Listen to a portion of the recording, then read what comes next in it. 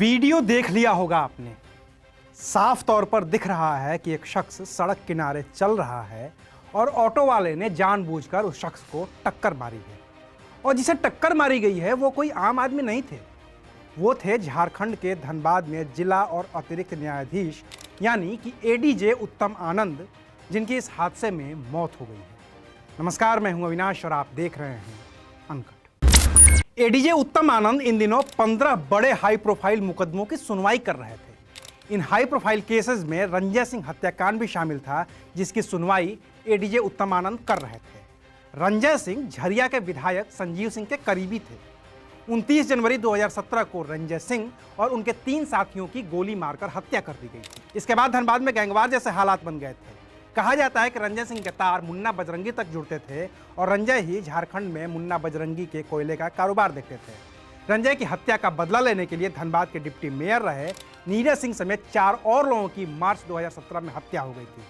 पहले रंजय सिंह और बाद में उसका बदला लेने के लिए हुई नीरज सिंह की हत्या में कई लोगों को गिरफ्तार भी किया गया था। रंजय सिंह की हत्या के केस में अमन सिंह को भी गिरफ्तार किया गया था। अमन धनबाद ही नहीं, पूरे बिहार और झारखंड का एक बड़ा गैंगस्टर माना जाता है, जिसके खिलाफ अपहरण और फिरौती के कई मामले दर्ज हैं।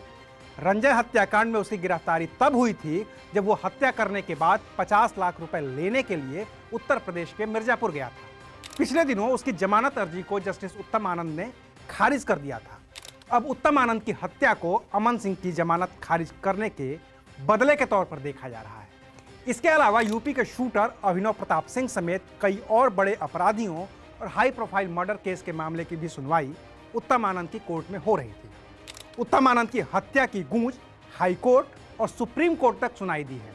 पूर्व additional solicitor general Vikas Singh ने सुप्रीम कोर्ट में chief justice of India NV Ramana के सामने इस मामले को उठाया है और इस केस की सीबीआई जांच की मांग की।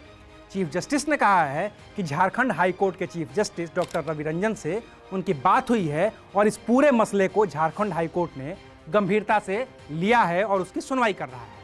वहीं झारखंड हाई कोर्ट ने झारखंड के डीजीपी और धनबाद के एसएसपी को तलब कर कहा था कि अगर झारखंड पुलिस इस केस में जरा भी लापरवाही बरतेगी तो हाई कोर्ट इस केस को सीबीआई को सौंप देगा। हाई कोर्ट के chief justice doctor Ravi Ranjan ने कहा है कि पहले एक पुलिस अधिकारी की हत्या, फिर वकील की हत्या और अब जज की हत्या। क्या झारखंड में ऐसी ही कानून व्यवस्था है? जवाब में पुलिस की ओर से हाईकोर्ट को बताया गया है कि इस केस की जांच के लिए स्पेशल इन्वेस्टिगेशन टीम यानी कि एसआईटी बना दी गई है, जिसकी अगुवाई एडीजी ऑपरेशन संजय आनंद लाटकर कर रहे हैं। टीम में बोकारो डीआईजी कन्हैया मयूर पटेल और एसएसपी धनबाद संजीव कुमार भी शामिल हैं। इसके अलावा फॉरेंसिक की टीमें और सीआईडी भी जांच में जुटी है। इस केस में अब तक कुल 2 लोगों को गिरफ्तार किया गया है। झारखंड पुलिस के प्रवक्ता अमोल बी होमकर के मुताबिक ऑटो चलाने वाले लखन वर्मा और उसके साथी राहुल वर्मा को गिरफ्तार कर लिया गया है।